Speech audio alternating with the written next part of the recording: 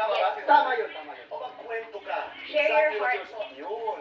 Exactly what you're saying. 1 year ka na dito sa GMA7. What do you consider the 3 highlights?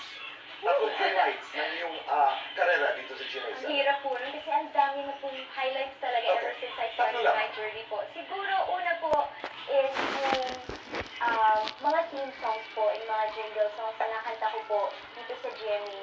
Pangalawa po yung pagiging part ko ng AOS family, All Okay. Outside Days po. And lastly, dito ko po magagawa yung first ever acting project ko, which is Sparkle University. Sparkle University Yes. na mapapanood namin anytime soon. Malapit na malapit. Okay. Ikaw naman dito Come here. highlight ng karera mo dito. Come here. Nung napasama ko sa TikTok, Come here. nakapit ako ng parang noon time. Wala ba sabi mo semi-nude?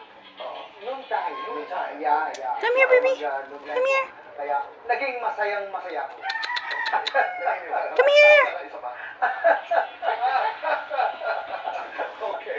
Punta na tayo doon sa 1 year again Come here. sa GMA7. Di ba mga boys? Tayo lang. Una naman mga makikinig ko. Tayo lang. Nangyari, no? Sino para sa yung mga pinaka-cute?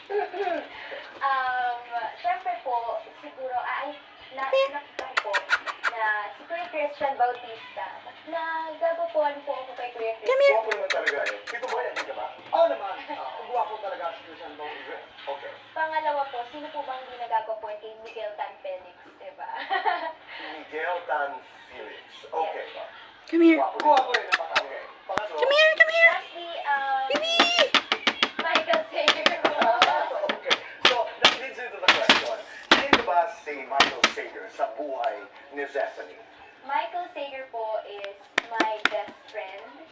And, isa po siyang special na tao sa buhay ko na siguro po, masasabi ko marami siyang na-contribute na sa happiness na parts ng life ko. And, ano pa ba? Parang kinakabahan ko. Hindi ko po alam. Basta, alam He's ko a lang nice po. guy and he makes you happy. 1 to 10. Halimbawa, 10, magkakaroon na kayo ng, young love. Halimbawa, 1 to 10. Nasaan ngayon si Michael